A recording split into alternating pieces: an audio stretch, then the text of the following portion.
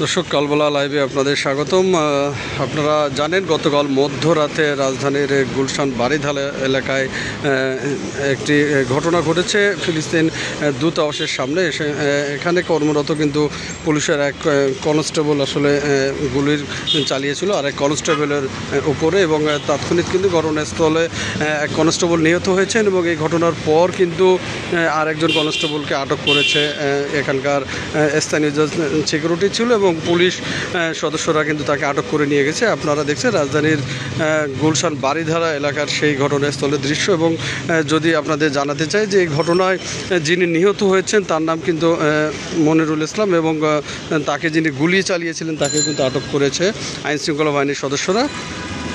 এবং গতকাল মধ্যরাতে ঘটনার পর কিন্তু ঘটনাস্থলে আইনশৃঙ্খলা বাহিনীর ঊর্ধ্বতন যারা রয়েছেন তারা ঘটনাস্থল পরিদর্শন করেছেন, এবং অত্র এলাকার আশপাশের মানুষ যারা রয়েছে তারাও কিন্তু আতঙ্কিত ছিলেন মধ্যরাতে, কারণ হঠাৎ গুলির শব্দে মধ্যরাতে কিন্তু আশপাশের বহু মানুষ তারা জেনেছে এবং এখানে একটি অনাকাঙ্ক্ষিত ঘটনার সৃষ্টি হয়েছিল।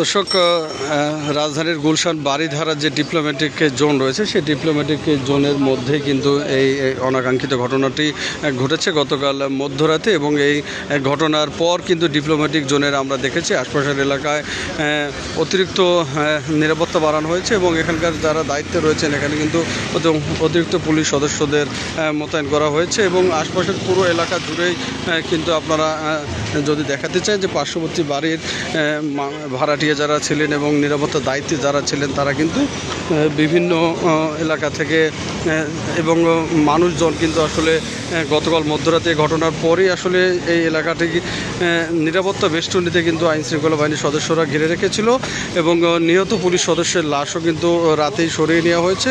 আর এই ঘটনার কিন্তু যে কনস্টেবল আরেক কনস্টেবলকে আটক করা রয়েছে সেই কনস্টেবল কিন্তু পুলিশ হেফাজতে রয়েছে, এবং নিহতর যে কনস্টেবল মনিরুল ইসলাম নামে যে কনস্টেবল মারা গিয়েছেন তার লাশ কিন্তু পুলিশ হাসপাতালে প্রেরণ করেছে ময়নাতদন্তের জন্য। এছাড়াও দর্শক জানিয়ে রাখি এই ঘটনায় কিন্তু একজন গাড়ি চালক তিনি আহত হয়েছে, তিনিও চিকিৎসাধীন রয়েছেন।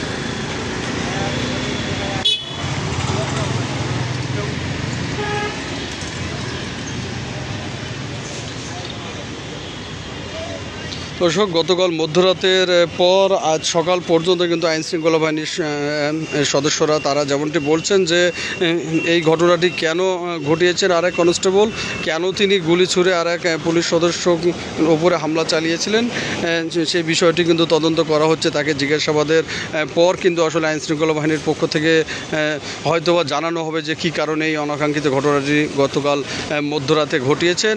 এক পুলিশ কনস্টেবল হয়ে কেন তিনি আরেক কনস্টেবলের উপরে গুলি চালিয়েছিলেন, এবং সেই গুলির ঘটনায় কিন্তু আরেক কনস্টেবল নিহত হয়েছে।